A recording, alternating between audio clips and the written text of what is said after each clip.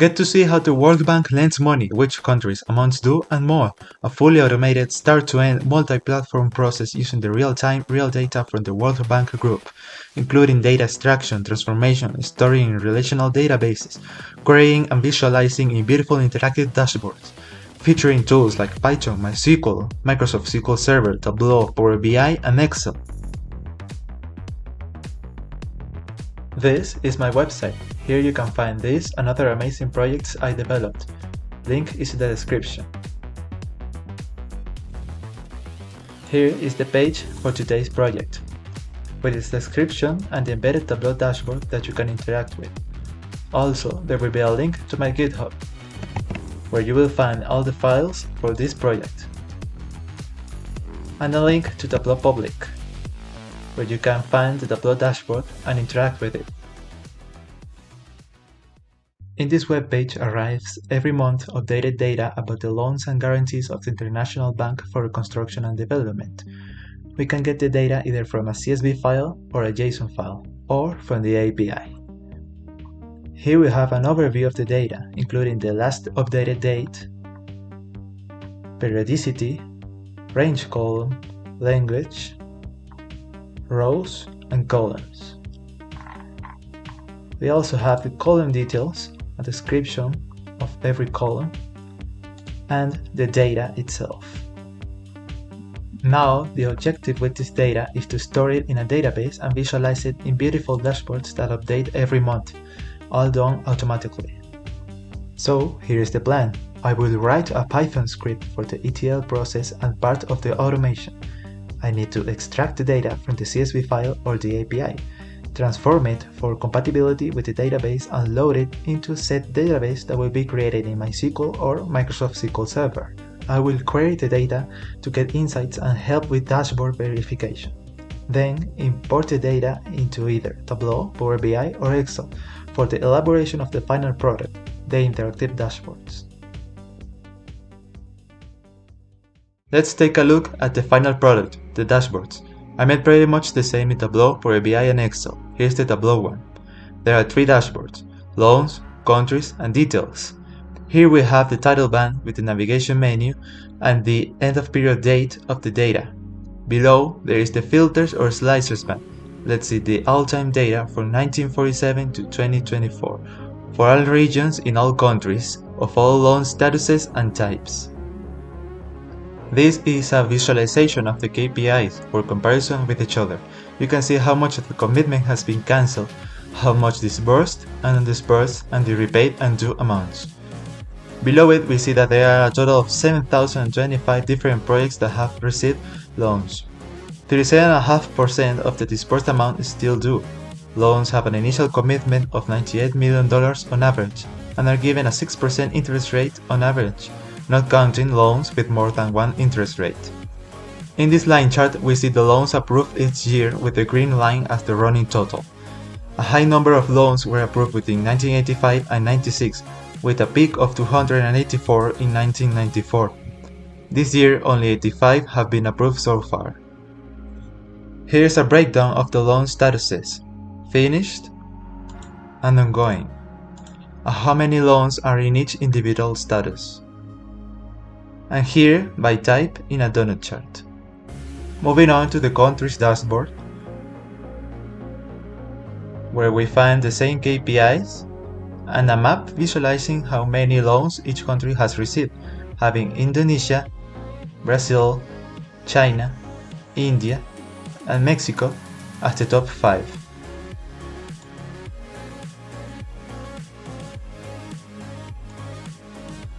In this little area chart, we got how many different countries have been given loans every year.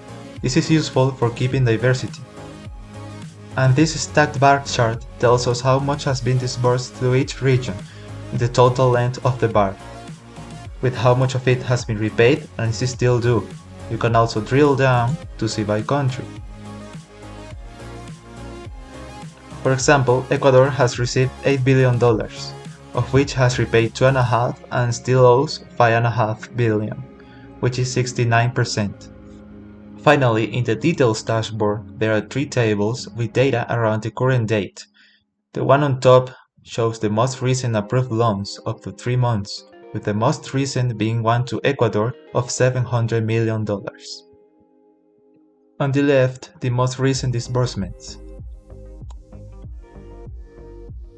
And on the right, the last repayments that will happen in the following 3 months. We see Indonesia has to pay $1 million. I even made a dark mode for all dashboards by clicking this icon.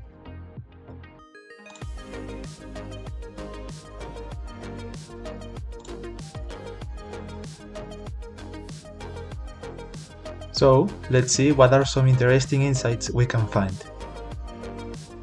In the data from 1984 to 2004, the average commitment is $79 million, of very long times, with CPL as the majority, and almost all loans are finished. Now, seeing the data of the last 20 years, we see that the initial commitment has multiplied by 2.5 times to 195 million. The CPL type was no longer issued, and FSL, fixed spread loans, is now the go-to type, with a big majority still ongoing.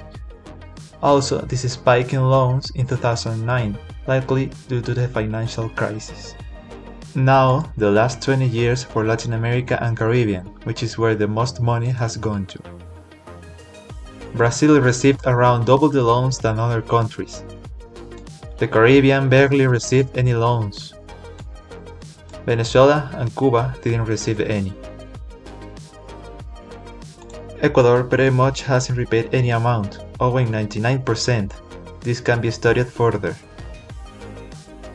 Feel free to explore other regions, how much your country owes, and interact further with the dashboard.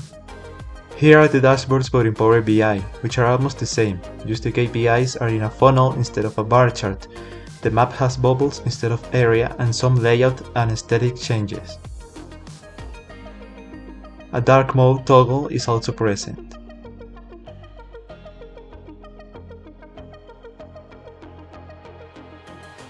The functionality remains the same.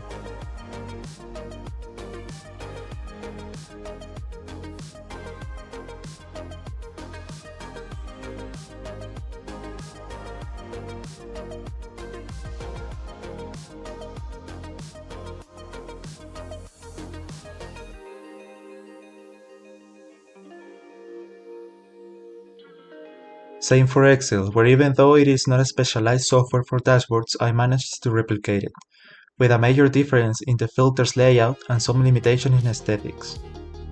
The details dashboard was separated into 3 pages.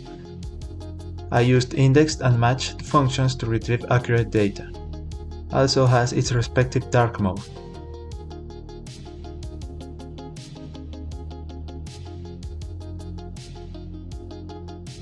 You can choose the period,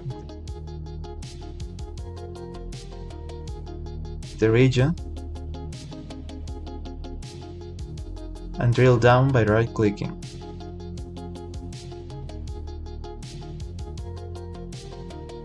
For the SQL part, I did this database diagram for storing and querying all the data. We will get into details later. I wrote this script with all the queries for creating the database with the tables, foreign keys and stored procedures. And this with all the queries to get insights and check the data of the dashboards. Like this one, which gets the total repaid and due for each country, having several joins. Or this query that wasn't used in the dashboards but calculates the absolute and relative change in loans approved every year, where I used window functions. Here are all the queries but adapted to Microsoft SQL Server.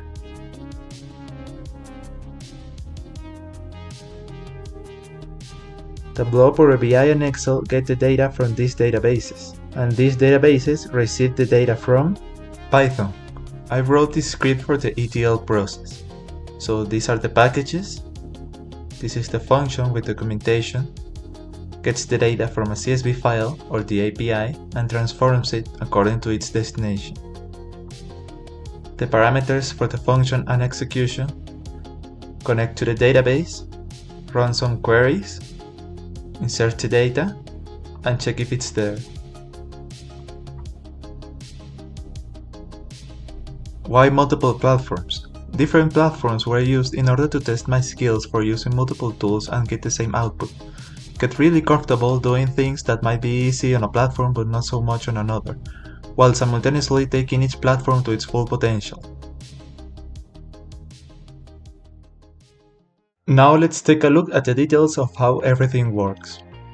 I import the Pandas and NumPy libraries to extract and transform the data, SQL Alchemy for connecting to the SQL database and load the data. This one function will do most of the work. I wrote the whole documentation for it. First imports the data either from a CSV file or the API and displays the number of rows and columns we got. Then changes the names of the columns to snake case with no parentheses or numbers. This funny thing with Namibia being interpreted as NA instead of a string. Format the date columns, which come in different formats depending on the source. Change the data type of one column. Adjust this percentage value into a decimal. Have null as a string instead of an actual null, just for the case of MySQL reading a CSV file. Check the number of rows and columns again, and export it into whatever we have chosen, a CSV or an Excel file. It also returns the output file in case we want to review it, or like in this case, connect to the database and load it. So we set the parameters and execute the function. This will give us files ready to import into the database. Here we will take the output and connect to MySQL, run queries and create a temporary table and insert the data there. Check if the data are right and done. Same for Microsoft SQL Server. This script can be simplified if I were to work with just one kind of source and just one database.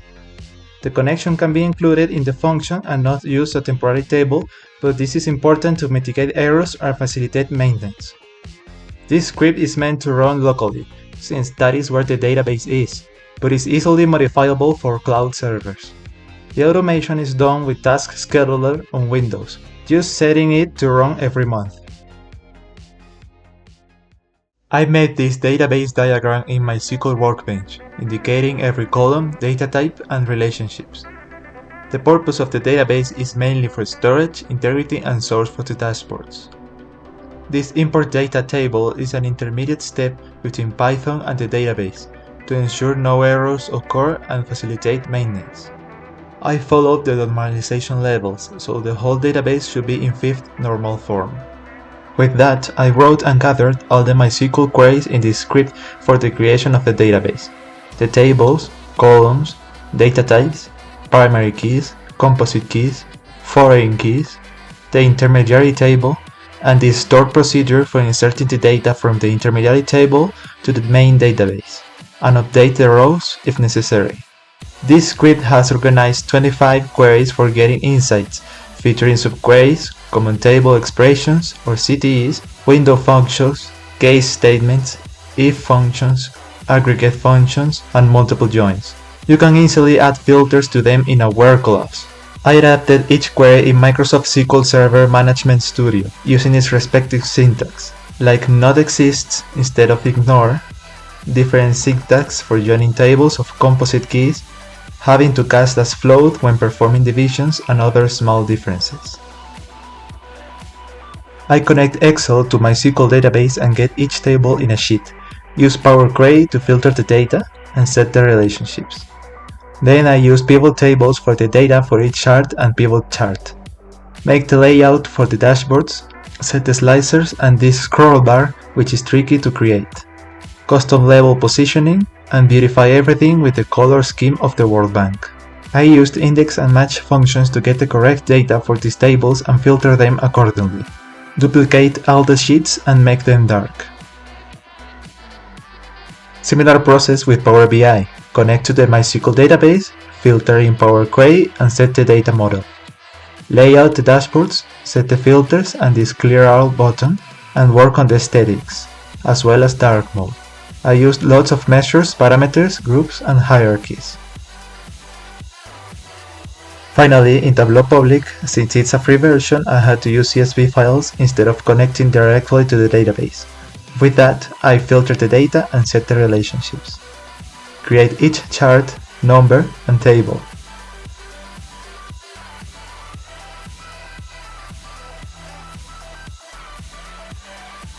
use a tile layout and lots of containers. Make it all beautiful and duplicate everything to make the dark mode. So that's all. I hope you liked it and feel inspired for your own projects. Remember to check my website, and thanks for watching.